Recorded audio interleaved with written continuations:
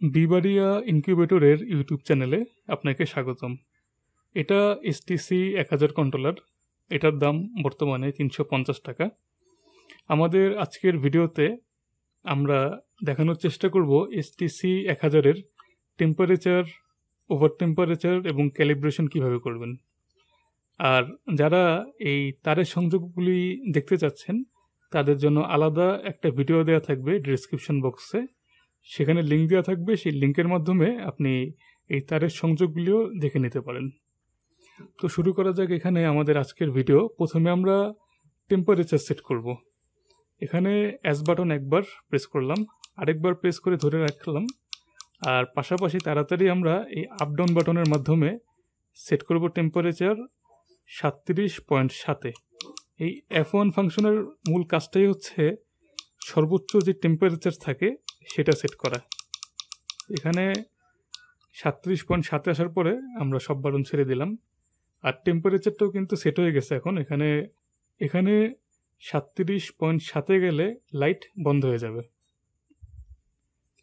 এরপরে আমরা সেট করব F2 ফাংশন। F2 ফাংশনটা কি? F2 ফাংশন হচ্ছে 37.7-এর থেকে কত ডিগ্রি টেম্পারেচার নিচে আসলে লাইটটা আবার পুনরায় চালু হবে।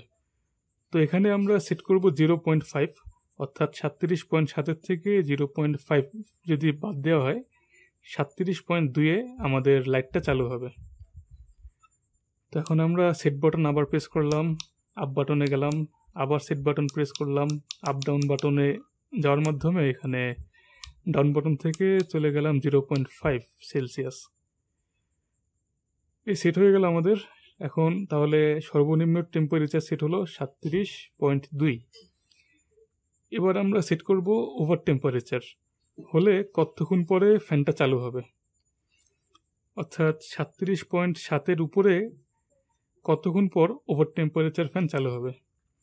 তো চলে যাই আমরা এখানে F3 ফাংশন, সেট বাটন আবার প্রেস করলাম, এখানে আমরা 1 রাখলাম, অর্থাৎ 1 মিনিট পরে আমাদের যেই ফ্যানটা থাকবে সেটা চালু হবে।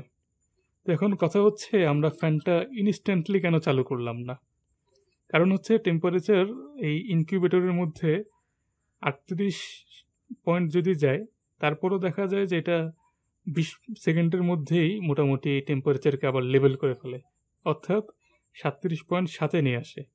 আপনি যদি ইনস্ট্যান্ট ফ্যানটা চালু করেন তো দেখা যাবে যে টেম্পারেচারটা যেটা থাকবে সেটা প্রয়োজনীয় যে টেম্পারেচার সেটাও বের করে দিবে। এই জন্য ইনকিউবেটরের ওভার টেম্পারেচার যেটা সেট করে রাখবেন। এবার আমরা চলে যাই F4 ফাংশন। F4 ফাংশন আসলে সেট করার কিছুই নেই, এই F4 ফাংশনে 0 রেখে দিবেন। এটার কারণ হচ্ছে F4 ফাংশনটা যখন ক্যালিব্রেশন করতে হয় তখন এর জন্য এটা প্রয়োজন হয়। এসটিসি 30-এ আসলে ক্যালিব্রেশনে খুব একটা প্রয়োজন পড়ে না। এই যেই টেম্পারেচার দেখায় এটাই জেনুইন টেম্পারেচার থাকে। তো মোটামুটি আমাদের আজকের ভিডিও এটাই টেম্পারেচার সেটিংয়ের উপরে। আর আমাদের দ্বিতীয় যেই ভিডিওটা থাকবে সেটার আই বাটনে দেওয়া থাকবে, আই বাটন থেকে দেখতে পারেন। ধন্যবাদ।